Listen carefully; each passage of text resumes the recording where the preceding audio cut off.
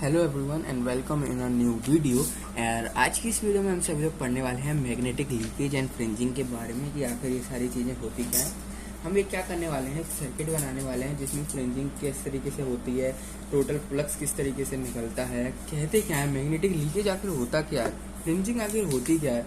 आप कुछ basic terminology के बारे में बात करेंगे जैसे कि मैग्नेटिक फ्लक्स मैग्नेटिक फ्लक्स क्या होता है, मैग्नेटिक फ्लक्स डेंसिटी क्या होता है, इन सब की वैल्यू आप किस तरीके से फाइंड आउट कर सकते हो। न्यूमेरिकली टाइप पूरा मतलब आज का इस वीडियो में देखने वाले हैं। तो फर्स्ट ऑफ ऑल हम लोग एक सर्किट डायग्राम बनाएंगे जो कि कुछ ज़्यादा टफ नहीं, सी जैसा होता है कुछ इस तरीके से। ठीक है, ये हमारा किस तरीके से, कुछ इस तरीके से आपका ये फॉर्म होता है सी टाइप। अब इसमें क्या होता है, आपका सिंपली यहाँ पर वाइंडिंग करी जाती है। क्या होता है यहाँ पर, सिंपली वाइंडिंग करी जाती है कुछ इस तरीके से, कुछ इस तरीके से क्या होता है यहाँ पर वाइंडिंग करी जाती है। अब क्या होगा, इसके अंदर सिंपली फ्लक्स फ्लो करता है। इसके अंदर क्या फ्लो करता है, सिंपली फ्लक्स। और इसके इधर एक प्लेट लगी रहती है।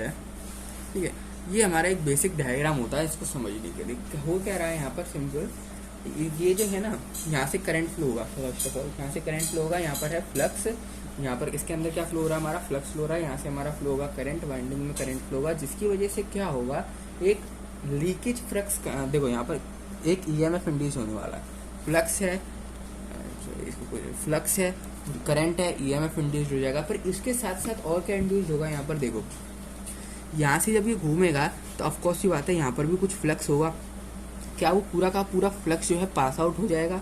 नहीं, कुछ फ्लक्स क्या होता है ना, यहाँ से रिलीज होने को लगता है। कुछ फ्लक्स क्या होता है, इसके बाहर आने को लगता है, रिलीज होने को लगता है।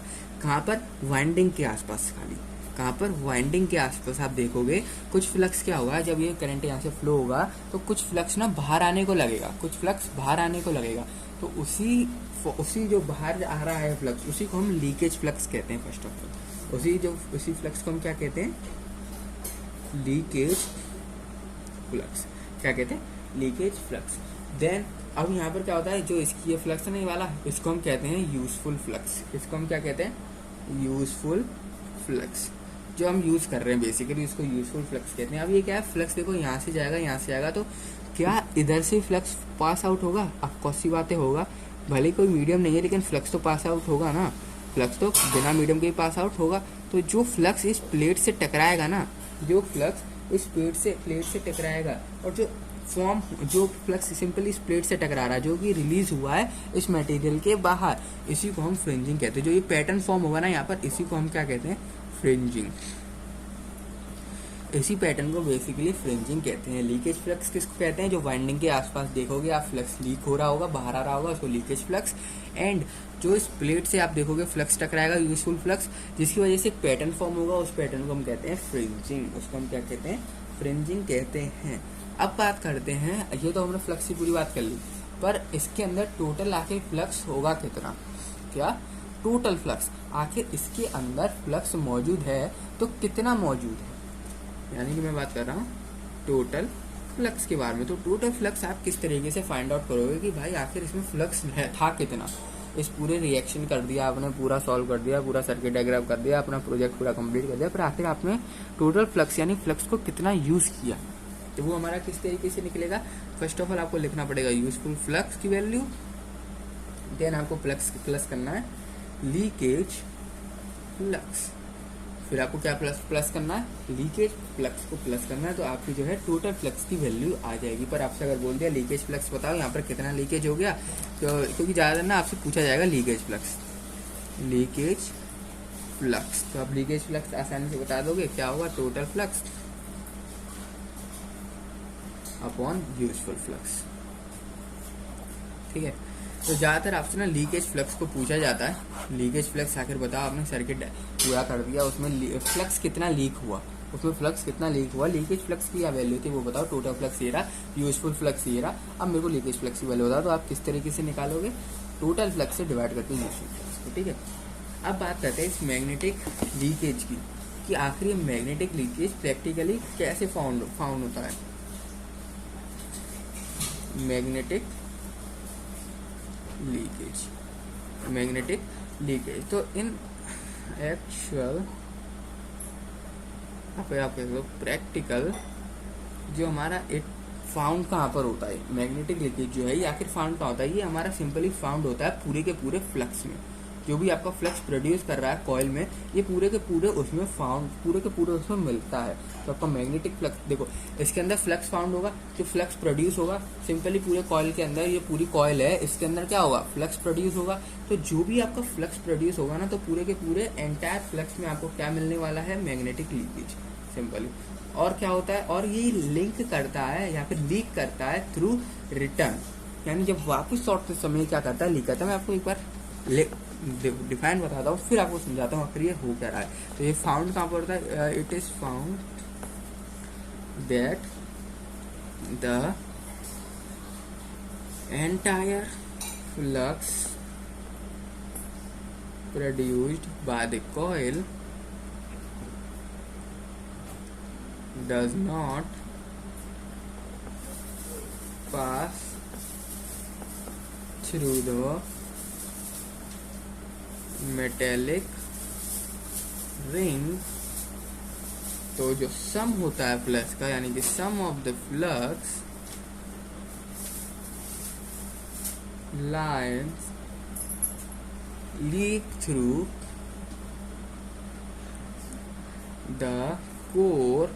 तो कोर से क्या होता है, देखो फ्लक्स सिंपली अब तक हमने यही लिखा है कि फ्लक्स जो है लीक हो रहा है कोर से। क्यों लीक हो रहा है कोर से, क्योंकि हमें मिल रहा है पूरे के पूरे जो हमारा फ्लक्स है ना, पूरा का पूरा फ्लक्स वो प्रोड्यूस कर रहा है। जो फ्लक्स है हमारा कॉइल के अंदर, वो क्या कर रहा है, पास आउट नहीं हो पा रहा था मेटेलिक रिंग के अंदर। तो हमने ये देखा कि कुछ समय बाद, स्टार्टिंग में नहीं हो रहा था, कुछ समय बाद हमने ये नोटिस किया कि जो फ्लक्स था आपका वो लीक होने लग रहा है। वो कोर के अंदर से क्या होने लग रहा है, लीक होने लग रहा है। वो कॉइल के अंदर से क्या होने लग रहा है, फ्लक्स जो है हमारा लीक होने को लग रहा है। तो जो फ्लक्स आपका लीक होने को लग रहा है from the core and return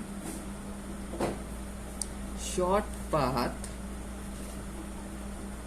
through air, देखो इस वाली कंडीशन की बात हो रही है, THROUGH through air, this is called leakage flux. ठीक है, this is called leakage flux air, this is called leakage flux. तो लीकेज फ्लक्स समझ में आ गया क्या है हमारा लीकेज फ्लक्स। देखो अब मैं आपको बेसिकली बताता हूँ यहाँ पर हुआ क्या। फर्स्ट ऑफ ऑल ये कोर है, कोर के अंदर क्या है, हमारा फ्लक्स है, फ्लक्स फ्लो कर रहा है। पर आप देख सकते हो ये पूरा जॉइंट नहीं है, ये पूरा क्या नहीं है, जॉइंट नहीं है, बीच में क्या है, गैप है इसके। तो यही बता रहा है कि इस गैप की वजह से ये फ्लक्स जो है पूरा पार नहीं हो पा रहा।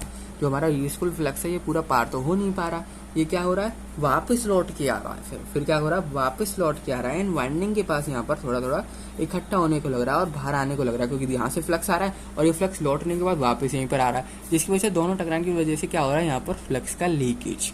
यहाँ पर क्या हो रहा है, फ्लक्स का लीकेज, जिसको हम लीकेज फ्लक्स बोल रहे हैं, जिसको हम यहाँ पर क्या बोल रहे हैं, लीकेज फ्लक्स बोल रहे हैं। वो चीज़ मैंने यहाँ पर लिखी है। जब वो वापस आता है यानी रिटर्न करता है, क्योंकि यहाँ पर जाने का और आगे तो रास्ता नहीं है, जब वो रिटर्न करता है तो जो लीकेज फॉर्म होगा उसको हमने लीकेज फ्लक्स नाम दिया है। उसको हमने क्या बोला है, लीकेज फ्लक्स।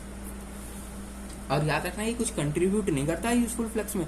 आप समझ रहे हो, ये वापस लौट के आया, यूजफुल फ्लक्स जो था वो हमारा यहाँ से आता गया, ये रिटर्न होके आता गया, तो ओवरऑल वैल्यू हमारी इंक्रीज होती जा रही है। ऐसा नहीं होता, ये कुछ कंट्रीब्यूट नहीं करता है। ये एक बेसिक पॉइंट है जो आपको याद रखने का है कि ये कुछ कंट्रीब्यूट नहीं करता है यूजफुल फ्लक्स में। इसको मैं यहाँ पर लिख ही देता हूँ कि ये कुछ कंट्रीब्यूट नहीं करता है, and it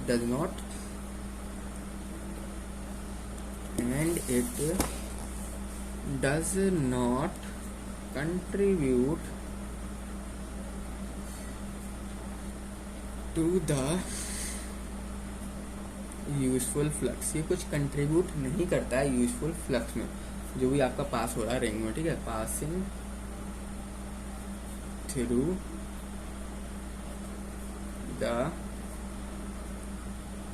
metallic ring, passing through a metallic ring. तो आपका लीकेज फ्लक्स यहाँ पर आपको समझ में आ गया क्या होता है, सिंबल कि वो वाला फ्लक्स जो कि हमारा आगे जाके पूरा जॉइन जा ही नहीं पा रहा, क्योंकि यहाँ देखो अगर पूरी कॉइल गोल गोल होती तो आपको सी बात है ये फ्लक्स जो है पूरा कंट्रीब्यूट कर देता अपना। पर ये कंट्रीब्यूट इसलिए नहीं कर पा रहा है क्योंकि यहाँ जाने के बाद ये वापस लौट के यहाँ से फ्लक्स गया यूजफुल, यहाँ तक पहुंचे, यहाँ देख रहा है कि रास्ता ही नहीं है, तो रास्ता ही नहीं है तो वापस बैक गियर डाल के पीछे आ रहा है, और पीछे आ रहा है और यहाँ से भी आ रहे हैं फ्लक्स, टकरा रहे हैं, बहुत सारा फ्लक्स इकट्ठा हो गया, जिसकी वजह से फ्लक्स जो है अब इधर से बाहर आने को लग रहा है। तो यहाँ से जो बाहर फ्लक्स आ रहा है उसको हमने लीकेज फ्लक्स नाम दे दिया। और याद रखना ये लीकेज फ्लक्स कोई भी यूजफुल फ्लक्स में कंट्रीब्यूट नहीं करता है। यूजफुल फ्लक्स जो है वो अपना एज इट इज रहता है, ये कोई कंट्रीब्यूट नहीं करता है हमारा यूजफुल फ्लक्स में। ये यूजफुल फ्लक्स में यहाँ कोई ऐड वगैरह नहीं हो रहा। लीकेज फ्लक्स अलग है, यूजफुल फ्लक्स अलग है। लीकेज फ्लक्स यूजफुल फ्लक्स से बनना है, पर लीकेज फ्लक्स यूजफुल फ्लक्स में कुछ कंट्रीब्यूट नहीं कर रहा है। इसके बाद आती है हमारी फ्रिंजिंग। अब ये क्या होता है, ये हमारा यूजफुल फ्लक्स जो हमारा पास होता है एयर गैप, ठीक है, ये हमारा यूजफुल फ्लक्स से, ये फ्रिंजिंग जो है ना हमारी यूजफुल फ्लक्स की वजह से होता है। क्योंकि देखो फ्रिंजिंग कहाँ हो रही है, मैंने आपको बताया ना यहाँ पर हो रही है एयर के बीच में, क्योंकि जो ये देखो एयर के बीच में जो यहाँ पर फ्रिंजिंग पैटर्न्स हमारे मिल रहे हैं, फ्रिंजिंग हो रही है यहाँ पर। ये किस तरीके से हो रही है, हो क्या रहा है यहाँ पर, तो ये हो क्यों रहा है, सिंपल यहाँ पर देखो, यहाँ से आपका यूजफुल फ्लक्स आया, यहाँ से आपका यूजफुल फ्लक्स आया, ये क्या कर रहा है, यहाँ से बाहर आना चाहता है, ये क्या करना चाहता है, यहाँ से बाहर आना चाहता है, इकट्ठा नहीं होना चाहता, ये निकलना चाहता है, जो आपका यूजफुल फ्लक्स है। तो वो क्या करता है, निकलता है, जो गैप मिलता है उधर से आपका जो एयर गैप्स यहाँ पर होते हैं उनसे क्या करता है, ये बाहर आने को लगता है। जैसे यहाँ पर बाहर आने को लगता है तो ये क्या करता है, इसकी वजह से जो हमारा मैग्नेटिक फ्लक्स था वो रिपेल करना लगता है अपने आप को। ये बाहर आने को लग रहा है यूजफुल फ्लक्स, जिसकी वजह से जो मैग्नेटिक फ्लक्स था वो रिपेल करने को लगता है अपने आप को। यूजफुल फ्लक्स जो है यहाँ पर बाहर आने को लग रहा है, भाई एयर गैप की वजह से यहाँ पर क्या आ रहा है, बाहर आने को, पर जो मैग्नेटिक फ्लक्स है वो अपने आप को रिपेल करने को लग रहा है, जिसकी वजह से क्या होता है, रिपेल भी हो रहा है, वो भी रिपेल भी हो रहा है और ये बाहर भी आने लग रहा है। तो जिसकी वजह से क्या होता है, जो आपका फ्लक्स है ना ये पास, सिंपल ये पास होता है नॉन मैग्नेटिक मटेरियल से, जो हमने यहाँ पर देख रहे हो फ्रेंड, ये पास होता है एक नॉन मैग्नेटिक मटेरियल, जो हमने यहाँ पर ये क्या है ना, ये नॉन मैग्नेटिक मटेरियल है, ये क्या हमारा नॉन मैग्नेटिक मटेरियल, जिसकी वजह से क्या होता है, ये नॉन मैग्नेटिक मटेरियल से पास आउट होता है। और नॉन मटेरियल से जब पास आउट होता है तो जो रिएक्शंस होती हैं, जो फॉर्म्स होते हैं, उसी को हम यहाँ पर फ्रिंजिंग कहते हैं। उसी को हम सिंपली यहाँ पर क्या कहते हैं, फ्रिंजिंग कहते हैं। तो उसी को हम यहाँ पर अब वर्ड्स में लिखने वाले हैं, यानी कि the useful flux, the useful flux passing across the air gap tends to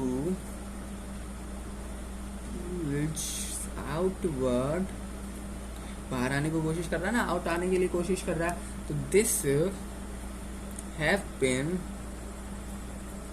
क्यों होता है, बिकॉज द मैग्नेटिक, नहीं फर्स्ट ऑफ ऑल हमने एयर गैप से पास आया, ये क्यों आया, बाहर आने को लग रहा है, बाहर आने की वजह से क्या आ रहा है, जो आपका मैग्नेटिक फ्लक्स है वो रिपेल करने को लगेगा। जो मैग्नेटिक फ्लक्स प्रोड्यूस होगा ना, तो मैग्नेटिक फ्लक्स है वहां पर, वो क्या करने को लग रहा है, रिपेल होने को लग रहा है सिंपल। तो जो मैग्नेटिक फ्लक्स है वो क्या हो रहा है, lines repel each other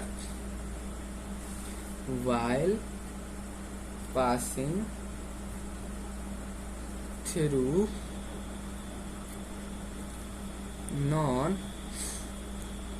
non-magnetic material। Simply इसमें क्या लिख दिया मैंने, वो जो मैंने आपको बताया। देखो एक बार मैं और बता देता हूँ, यहाँ पर क्या फ्लक्स हमारा बाहर आने को लग रहा है, पर जैसे ही इसने टकराया नॉन मैग्नेटिक मटेरियल से, इसने क्या कर दिया, अपने आप को रिपेल करना चालू कर दिया। जो मैग्नेटिक फ्लक्स था यहाँ पर वो अपने आप को अब क्या करने लग रहा है, रिपेल करने को लग रहा है, वो अपने आप को रिपेल करने, क्योंकि देखो यूजफुल फ्लक्स मतलब मैग्नेटिक फ्लक्स, ठीक है, यूजफुल फ्लक्स मतलब मैग्नेटिक फ्लक्स। जो भी आपका मैग्नेटिक फ्लक्स है एयर गैप की वजह से बाहर आया, बाहर आने पर देखा कि नॉन मैग्नेटिक मटेरियल आ गया यहाँ, तो नॉन मैग्नेटिक मटेरियल यानी कि इसके तो लेवल का ही नहीं मिला, ये तो अपोजिशन से आ गया, पॉजिटिव और नेगेटिव दोनों अट्रैक्ट हो जाएंगे। पर दोनों जब अगर यहाँ पर देख सकते हो नॉन मैग्नेट है, यानी कंडक्ट ही नहीं कर सकता भाई, वो पॉजिटिव वाली चीज को लेगा नहीं। एक ऐसे सपोज कर लो, एक दुकान है जहाँ पर आपको, जहाँ पर बूढ़े लोगों की एंट्री है, तो वहाँ पर कोई जवान लोग कैसे आ सकता है यार, ठीक है। बेसिकली वहाँ पर एंट्री ही नहीं है, तो नॉन मैग्नेटिक मटेरियल जो है एंट्री ही नहीं देता मैग्नेटिक मटेरियल्स के चार्जेस को या फिर फ्लक्स को, तो सिंपली एंट्री नहीं देता, यानी दोनों क्या करते हैं, एक दूसरे को रिपेल करने लग जाते हैं। दोनों क्या करने लग जाते हैं, एक दूसरे को रिपेल करने लग जाते हैं सिंपली। तो इसी फिनोमिना को हम कहते हैं फ्रिंजिंग। रिपेल जो करते हैं ना यहाँ पर, इसी फिनोमिना को कहते हैं फ्रिंजिंग। तो this phenomena is known as fringing, and due to this there is a slight increase in the area of cross section at the air gap, which results in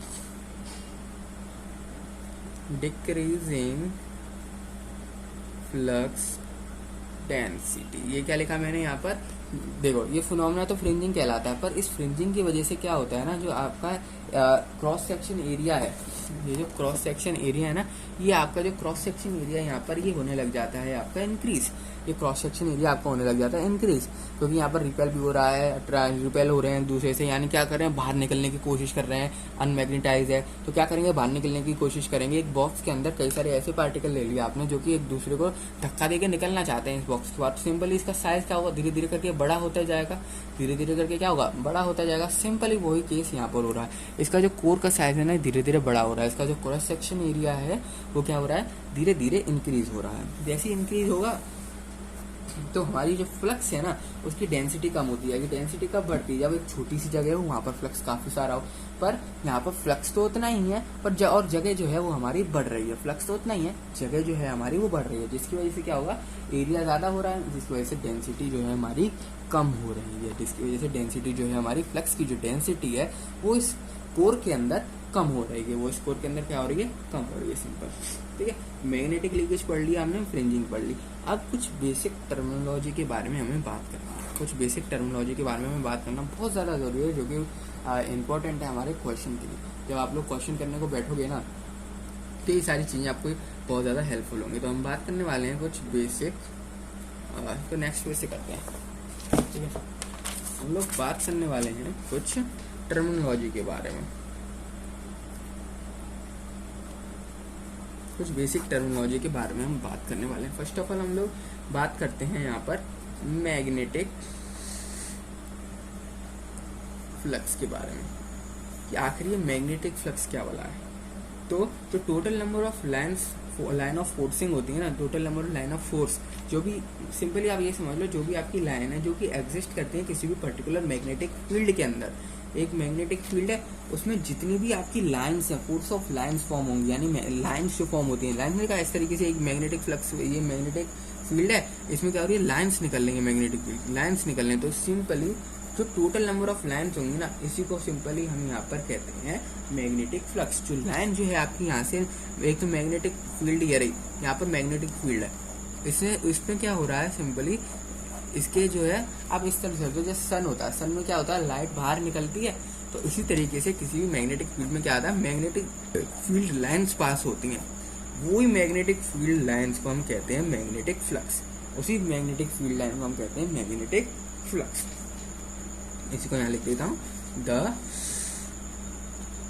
total number of lines of force existing in a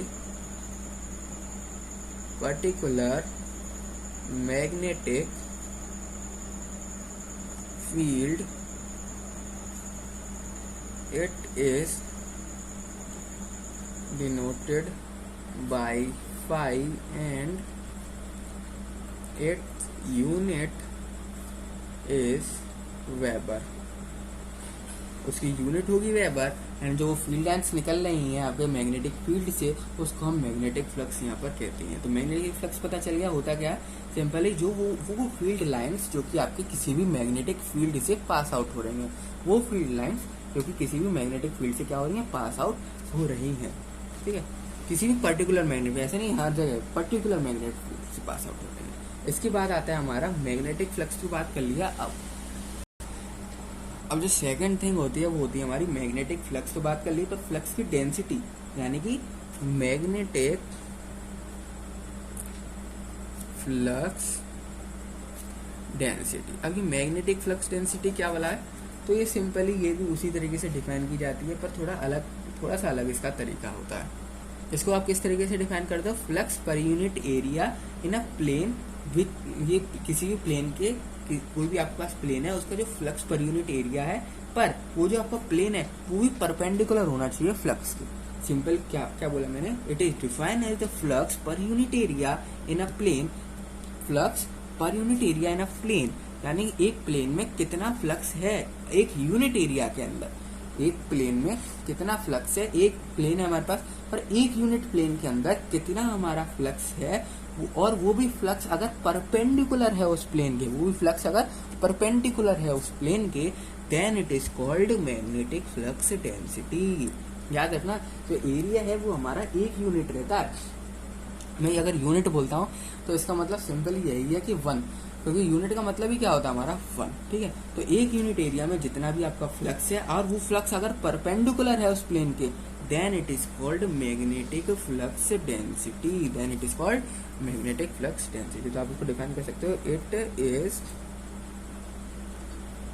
define as the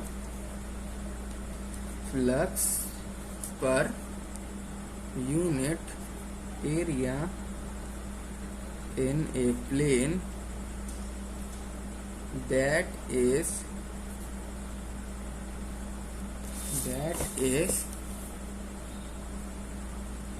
perpendicular to the flux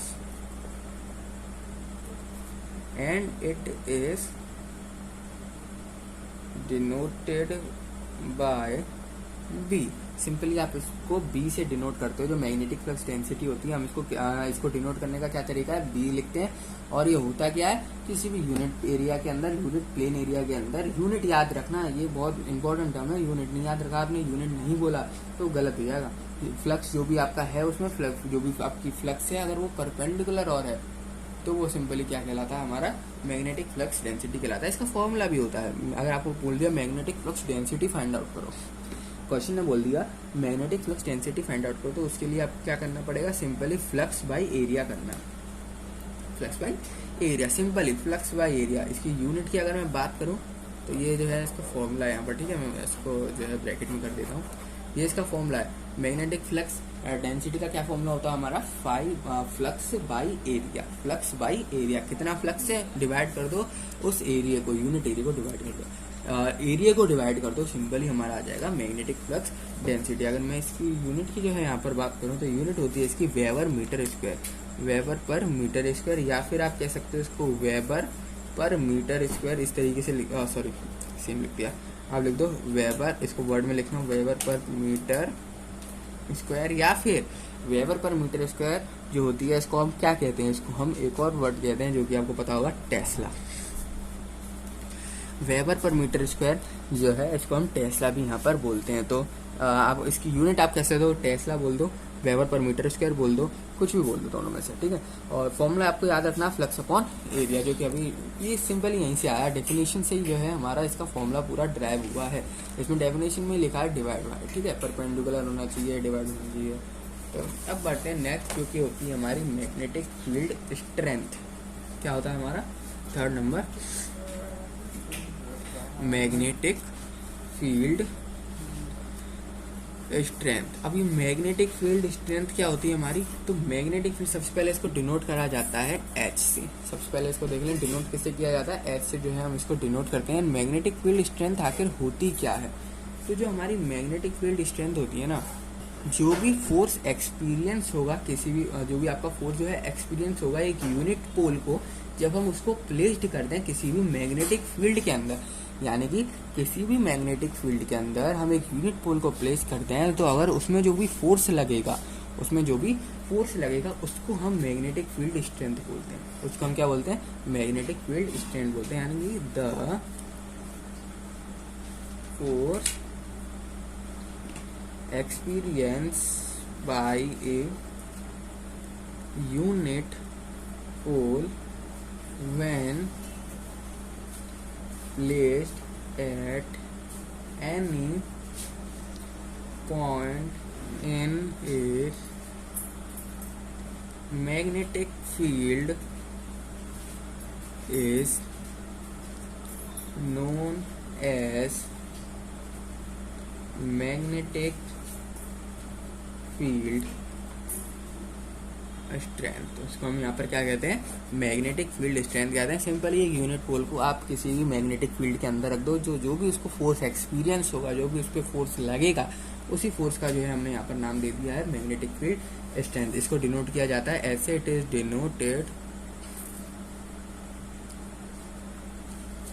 by capital H. And जो इसका formula होता है, अगर आपसे बोलते हैं magnetic field strength find out करो, तो आप फॉर्मूला क्या होगा इसका, तो फॉर्मूला इसका होता है capital H is equal to N I by L simply.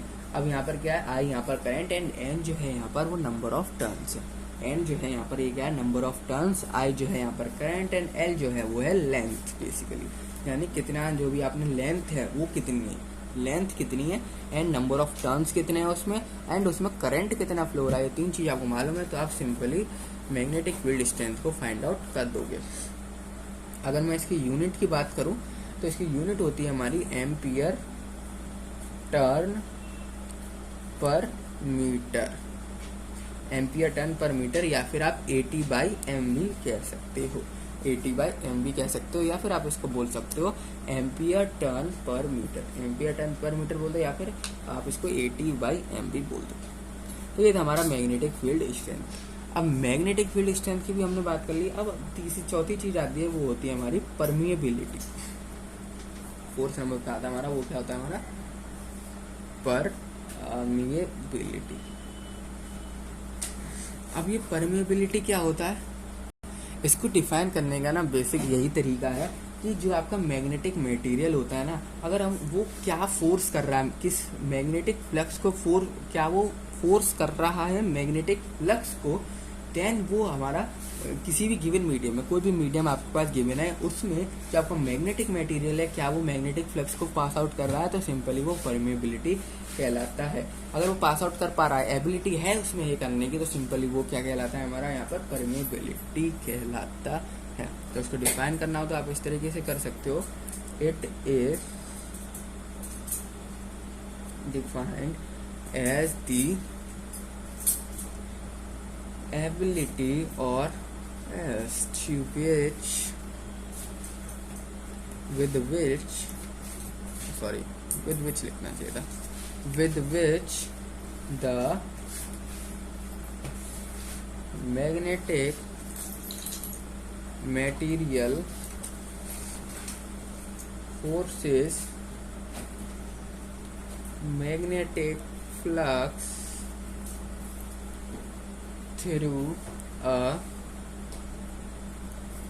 given medium is called permeability. उसको हम यहाँ पर क्या कहते हैं, परमिएबिलिटी कहते हैं। यानी कि किसी भी सिंपल डिफाइन है, इसकी ज़्यादा नहीं, अगर एबिलिटी है उसमें किसी भी मैग्नेटिक मटेरियल की या गिवन मीडियम में मैग्नेटिक फ्लक्स को पास आउट करने की, then it is called permeability, then उसको हम क्या कहेंगे, परमिएबिलिटी कहेंगे। अब जो परमिएबिलिटी होती है ना, ये भी हमारी दो तरह की होती है।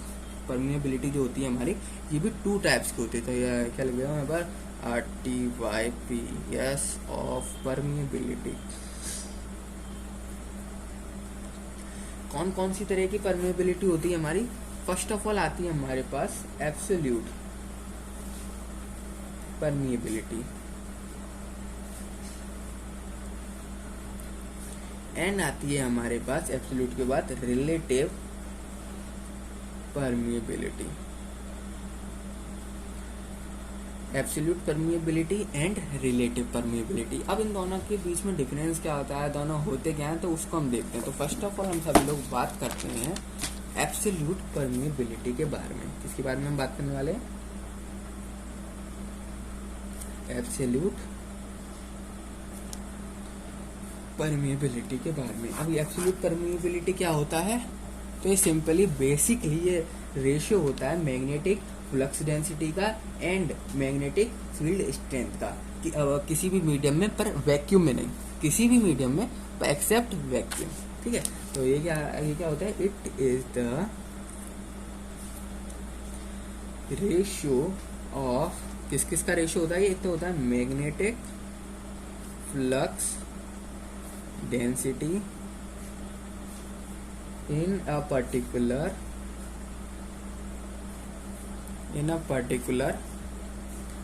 मीडियम। पर याद रखना जो भी आप मीडियम सेलेक्ट करोगे ना वो हमारा वैक्यूम नहीं होना चाहिए। वैक्यूम के अलावा कोई भी हो सकता है। Particular medium other than vacuum और एयर। ठीक है, एयर भी नहीं, वैक्यूम भी नहीं, चाहे आपका वाटर हो, आपका एल्कोहल हो, कोई भी मीडियम हो सकता है। ठीक है, पर हमारा वैक्यूम और एयर नहीं कंसीडर किया जाता है एब्सोल्यूट परमेबिलिटी के लिए। किसके बीच में रेशियो होता है? Magnetic flux density and magnetic field strength. Air to the magnetic field strength. ठीक है, जो कि आपका प्रोड्यूस किया जाता है, मतलब जो कि किस तरीके से यहाँ पर फॉर्म होता है, by producing the flux density. By producing the flux density तो देता हूँ PRODUCI, producing that flux density.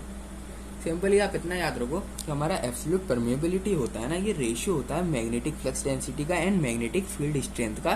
पर किसी भी मीडियम में हो सकता है, पर एक्सेप्ट वैक्यूम और एयर। वैक्यूम और एयर को छोड़ दो, बाकी सब में इन दोनों का रेशियो जो है हमारा कांस्टेंट रहता है। बाकी इन दोनों का जो रेशियो है वो हमारा क्या कहलाता है? एब्सोल्यूट परमेबिलिटी कहलाता है। इसको अगर आपको लिखना हो तो किस तरीके से लिखोगे? B/H होता है, क्योंकि हमारा जो होता है मैग्नेटिक फ्लक्स डेंसिटी का क्या होता है? हमारा B जो सिंबल होता है, H इसका होता है स्ट्रेंथ का होता है सिंपल। तो B/H क्या होगा इसका फॉर्मूला? ये हमारा एब्सोल्यूट परमेबिलिटी कहलाता है। ये क्या कहलाता है? हमारा एब्सोल्यूट परमेबिलिटी। याद रखना मैंने खाली म्यू लिखा हुआ है यहाँ पर, एब्सोल्यूट परमेबिलिटी। ठीक है, इसकी यूनिट की अगर मैं बात करूँ, अगर मैं इसकी यूनिट की जो है यहाँ पर बात करूँ तो सिंपली ये हेनरी पर मीटर होती है। भी की यूनिट क्या होती है? हेनरी पर, और एच की मीटर। बाकी सब कैंसिल आउट हो जाता है, हेनरी पर मीटर बचता है। या फिर आप इसको H/m भी लिख दो। ठीक है, H/m भी लिख दो। H मतलब ये वाला H नहीं है, H मतलब हेनरी। H मतलब हेनरी होता है यहाँ पर। अब क्या होगा जब हम इस मैग्नेटिक को प्लेस कर दें वैक्यूम या एयर में, या फिर इवन फ्री स्पेस में प्लेस करते हैं, तो जो हमारी B और H की वैल्यू होगी ना, ये हमारी परमेबिलिटी को फ्री स्पेस कहलाती है। ऐसा नहीं है कि कर नहीं सकते, इसको रख देते हैं, पर उसकी एक कांस्टेंट वैल्यू मिल जाती है हमको। उसकी क्या मिल जाती है? कांस्टेंट वैल्यू मिल जाती है। इसकी वैल्यू जो है हमारी कांस्टेंट रहती है, उसकी वैल्यू चेंज नहीं होती है। उसकी वैल्यू क्या नहीं होती है? हमारी चेंज नहीं होती है। तो if the magnet is placed in the vacuum या वैक्यूम और एयर, ठीक, कुछ भी बोल दो, या फिर आप इसको वैक्यूम बोल दो, एयर बोल दो, या फिर आप हम जनरली इसको फ्री स्पेस भी बोलते हैं। क्या बोलते हैं? Free space. Then the ratio of B and H is called permeability of free space. इसको हम यहाँ क्या कहते हैं? परमेबिलिटी ऑफ फ्री स्पेस, या परमेबिलिटी ऑफ एयर, या परमेबिलिटी ऑफ वैक्यूम, कुछ भी बोल सकते हैं। अब मैंने ये तो बता दिया आपको कि अगर हम उसको प्लेस कर देते हैं वैक्यूम, एयर या फ्री स्पेस, तो तीनों चीज़ एक ही है, इनमें से इसमें प्लेस कर देते हैं तो सिंपली एक कांस्टेंट वैल्यू मिलती है। तो आखिर उस कांस्टेंट वैल्यू की वैल्यू आखिर है क्या, वो तो बताओ। तो सिंपली उसकी जो हमारी वैल्यू है, जनरली इसको म्यू नॉट से डिनोट करते हैं, जनरली नहीं, हमेशा इसको म्यू नॉट से डिनोट करते हैं। एंड जो इसकी वैल्यू होती है हमारी 4π×10⁻⁷ हेनरी पर मीटर होती है। कितनी होती है हमारी? फ्री स्पेस में, याद रखना मैं एब्सोल्यूट परमेबिलिटी बता रहा हूँ। फ्री स्पेस की कितनी होती है हमारी? 4π×10⁻⁷ हेनरी पर मीटर। ये फ्री स्पेस की वैल्यू है। ठीक है, और अगर मैं किसी भी नॉन मैग्नेटिक मटेरियल की बात करूँ, ये तो मैंने मैग्नेटिक मटेरियल प्लेस्ड किया था ना, अगर मैं कोई नॉन मैग्नेटिक मटेरियल प्लेस्ड कर दूँ, अगर मैं क्या करूँ? फॉर लिख देता हूँ, फॉर नॉन मैग्नेटिक मटेरियल, तो उसकी वैल्यू भी हमारी कांस्टेंट होती है। वो कितनी होती है हमारी? सिंपली 1। उसकी वैल्यू कितनी है? अगर देखो, अगर फ्री स्पेस वगैरह में रखते हैं ना तो म्यू नॉट से डिनोट करते हैं, पर इसके अलावा किसी भी मीडियम में रखते हैं, किसी भी मीडियम में, तो उसको म्यू आर से डिनोट करते हैं। उसको किससे डिनोट करते हैं? म्यू आर से। ठीक है, म्यू आर दिख जाए इसका मतलब यही है कि वो फ्री स्पेस में नहीं है। और म्यू नॉट दिख जाए इसका मतलब यही है कि वो फ्री स्पेस में है। फ्री स्पेस बोल दो, एयर बोल दो या वैक्यूम बोल दो, ठीक है। इसके बाद हम बात करते हैं जो कि हमारा रिलेटिव परमिएबिलिटी के बारे में, कि आखिर रिलेटिव परमिएबिलिटी होता क्या है। रिलेटिव परमिएबिलिटी, अब रिलेटिव परमिएबिलिटी क्या होता है, ये भी हमारा रेशियो होता है। किस किस के बीच का रेशियो होता है, ये रेशियो होता है हमारा सिंपली फ्लक्स डेंसिटी इन किसी भी मीडियम, फ्लक्स डेंसिटी किसी भी मीडियम की है, and flux density by free space, free space and किसी और मीडियम की डेंसिटी का रेशियो होता है हमारा रिलेटिव परमिएबिलिटी। क्या है, it is defined as the ratio of flux density produced in a medium other than free space, other than free space, यानी कि एक तो आपको ऐसे मीडियम की डेंसिटी निकालनी है, फ्लक्स डेंसिटी निकालनी है जो कि हमारा स्पेस में मौजूद नहीं हो, फ्री स्पेस में मौजूद नहीं हो, वैक्यूम नहीं हो, आपका एयर नहीं हो, ठीक है। उसकी वैल्यू क्या है, जैसे कि वाटर के अंदर क्या आई है आपकी वैल्यू फ्लक्स डेंसिटी की, वाटर के अंदर क्या वैल्यू आई है, एंड उसका डिवाइड करेंगे हम, यानी कि रेशियो करेंगे जो फ्लक्स डेंसिटी आपकी आई होगी एयर में, ठीक है। एक तो मीडियम की फ्लक्स डेंसिटी एंड एयर की फ्लक्स डेंसिटी, दोनों की फ्लक्स डेंसिटी का आप जैसे ही यहाँ पर रेशियो निकालोगे, डिवाइड कर दोगे, तो सिंपली आपकी रिलेटिव परमिएबिलिटी फॉर्म होती है। क्या फॉर्म होती है, रिलेटिव परमिएबिलिटी फॉर्म होती है, ठीक है। Other than free space to the किस के बीच में, to the flux density in free space, ठीक है। और किसके बीच में, under the influence of some magnetic field,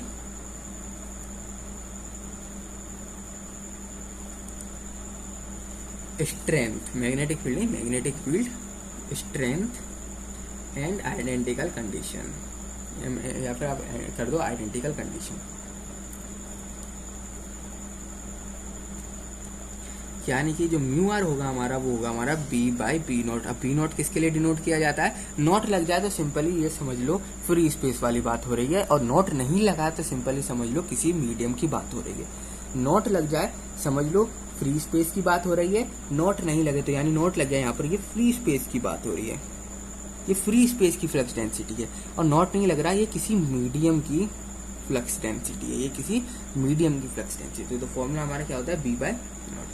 अब इसको थोड़ा सा, अब इसमें क्या करने वाला हूँ, एच का मल्टीप्लाई कर दो, सिंपली एच का मल्टीप्लाई और डिवाइड कर दो, मल्टीप्लाई एंड डिवाइड कर दो। मैं क्या करने वाला हूँ, multiply and divide by H. जैसे ही आपने क्या किया, मल्टीप्लाई और डिवाइड कर दिया एच से, अब क्या होगा यहाँ पर सिंपली जो आपका म्यू आर है वो हो जाएगा हमारा बी इंटू एच, एक बार एच से मल्टीप्लाई कर दिया and mu naught by H कर दिया डिवाइड। दोनों देखोगे कैंसिल आउट हो रहे हैं, ठीक है। मैंने इस तरीके से यहाँ पर लिख दिया, आप इसको इस तरीके से समझ लो, बी बाई बी नॉट है ना, तो सिंपली एच बाई मल्टीप्लाई कर दिया एक बार इसको मैं क्या कर रहा हूँ, डिवाइड कर रहा हूँ, तो डिवाइड बाय नीचे आ जाएगा इसके, ठीक है। मल्टीप्लाई एंड डिवाइड अब इस तरीके से नहीं समझ पाएंगे, बी बाई बी नॉट है, मल्टीप्लाई एंड डिवाइड करते हैं, एच बाई एच नॉट कर दिया मैंने, simply H by H not कर दिया। अब एच बाई एच नॉट है, ठीक है, तो ये क्या एच नॉट जो है ना वो हमारा नीचे चले जाएगा, सॉरी एच नॉट बोल रहा हूँ, एच जो है हमारा एक एच कहाँ चले जाएगा, बी नॉट के नीचे, एक एच बी नॉट के नीचे पहुंच जाएगा, एक तो ये मल्टीप्लाई हो ही रहा है, तो सिंपली हमारा ये फॉर्म होगा, ठीक है। अब ये जो होगा ना एक मीडियम का होगा, ये जो होगा ये हमारा एयर, या कह दो इसको वैक्यूम, या कह दो आप इसको फ्री स्पेस, कुछ भी कह दो, ठीक है। तो जो हमारा रिजल्टेंट फॉर्म होगा वो क्या होगा, अगर किसी का मल्टीप्लाई कर देते हैं तो सिंपली और डिवाइड कर देते हैं, सिंपली क्या होता है, जो आपका म्यू आर फॉर्म होगा ना वो आपका म्यू बाय म्यू नॉट हो जाएगा। जो आपका म्यू आर फॉर्म होगा ना वो सिंपली क्या बन जाएगा, आपका mu by mu naught. Mu R जो फॉर्म होगा किसी भी मीडियम के बीच में आप रिलेटिव परमिएबिलिटी निकालोगे तो वो क्या होगा, permeability of that medium and permeability of free space. किसी भी मटेरियल की परमिएबिलिटी उस मीडियम के थ्रू, मीडियम में क्या है, एंड परमिएबिलिटी उस मटेरियल की स्पेस में क्या है, दोनों निकाल दो तो वो आपका सिंपली रिलेटिव परमिएबिलिटी कहलाएगा। क्या कहलाएगा, रिलेटिव परमिएबिलिटी कहलाएगा। अब बात करते हैं रिलेटिव परमिएबिलिटी में, बात हो गई रिलेटिव परमिएबिलिटी की। अब आती है जो बात, वो होता है हमारा मैग्नेटोमोटिव फोर्स। मैग्नेटोमोटिव फोर्स, ठीक है, क्या होता है मैग्नेटोमोटिव फोर्स, और इसको जनरली हम एमएमएफ भी कहते हैं, मैग्नेटोमोटिव फोर्स। जनरली इसको क्या कहते हैं, एमएमएफ भी आप लोग कह सकते हो।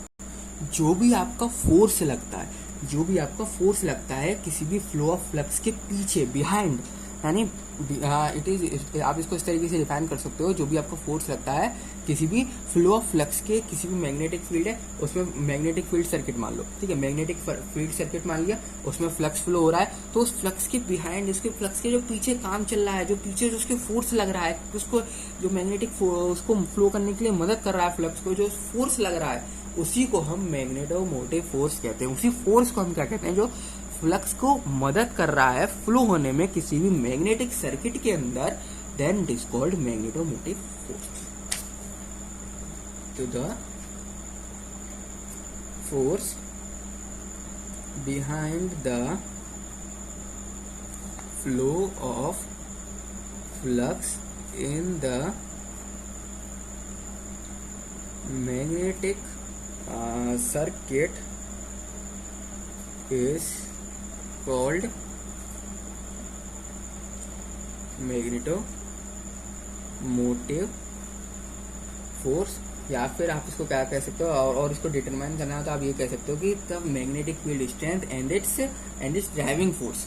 कोई भी मैग्नेटिक फील्ड स्ट्रेंथ और उसकी ड्राइविंग फोर्स, यानी कि जो फोर्स लग रहा है फ्लक्स को फ्लो करने के लिए, अपने आप फ्लो नहीं हो रहा, फ्लक्स को फ्लो करने में मजबूर किया जा रहा है, भाई धक्का दिया जा रहा है, जो फोर्स लगाया जा रहा है उसी फोर्स को हम एमएमएफ बोलते हैं। इट डिटरमाइन, बता क्या देता है, it determine the magnetic field strength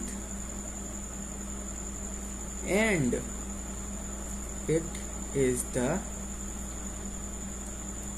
driving force. आप इसको ड्राइविंग फोर्स भी बोल सकते हो, क्योंकि क्या कर रहा है, एक तरीके से फ्लक्स को ड्राइव कर रहा है, ठीक है, एक तरीके से क्या कर रहा है, फ्लक्स को ड्राइव कर रहा है ताकि वो मैग्नेटिक सर्किट के अंदर मूव कर सके। Driving force in the magnetic circuit,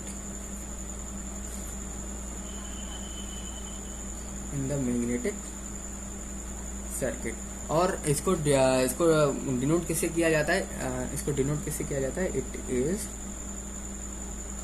denoted by F. ये किससे डिनोट किया जाता है, एफ से डिनोट किया जाता है, या फिर कैपिटल एफ या फिर स्मॉल एफ, आप दोनों में से किसी से भी इसको डिनोट कर सकते हो। या फिर इसके एक तरीका नहीं है, तीन तरीके, कैपिटल एफ लगा दो, स्मॉल एफ लगा दो, या फिर आप एमएमएफ लिख दो। 3 तरीके हैं, आप तीनों में से जौन सा तरीका अपनाना चाहो कौन सा तरीका लिख दो। और इसका जो फॉर्मूला होता है वो क्या होता है, ये तो हमने डिनोशन की बात कर ली ना, इसके फॉर्मूले की बात करें तो एन आई, यानी current and number of turns and current. Simply दोनों का आप क्या कर दो, मल्टीप्लाई कर दो, आपका जो है यहाँ पर एमएमएफ फाइंड आउट हो जाएगा। एमएमएफ यहाँ पर कब फाइंड आउट होगा, जब आप number of turns and current जो फ्लो हो रहा है उसका मल्टीप्लाई कर दोगे, आपका एमएमएफ फाइंड आउट हो जाएगा। इसकी यूनिट तो आप लोग समझ ही गए होंगे, जो कि होती है हमारी एटी, यानी कि एम्पियर टर्न, ठीक है। तो ये हमारा एमएमएफ कहलाता है, मैग्नेटोमोटिव फोर्स कहलाता है। तो जो भी आपका ये फोर्स है ना, सिंपली मैग्नेटोमोटिव फोर्स कहलाता है। क्या होता है, जो भी आपका फोर्स लगाएगा फ्लक्स को फ्लो कराने के लिए किसी भी मैग्नेटिक सर्किट के अंदर, मैग्नेटिक सर्किट है उसके अंदर हमारे पास फ्लक्स फ्लो कराना है, तो जो फोर्स लगाएगा, जो हमारा फोर्स लगाएगा उसको फ्लो कराने के लिए मदद करेगा, उसको फ्लो कराने में मदद करने वाला है, उसी को हम मैग्नेटोमोटिव फोर्स कहते हैं। डिनोट किया जाता है एफ से, कैपिटल एफ, स्मॉल एफ, या फिर एमएमएफ भी लिख सकते हो। एंड एन आई जो है इसका फॉर्मूला होता है number of turns into current. और ये ठीक है। अब इस वीडियो में इतना ही, वीडियो बहुत ज़्यादा लंबी हो चुकी है इसलिए आगे और नहीं करूँगा। एक 2-3 चीज़ बचती हैं, जैसे कि रिलेक्टेंस एंड परमानेंस, तो वो क्या होता है हम नेक्स्ट वीडियो में देखने वाले हैं। तो इस वीडियो में इतना ही, मिलते हैं आप सभी लोगों से नेक्स्ट वीडियो में।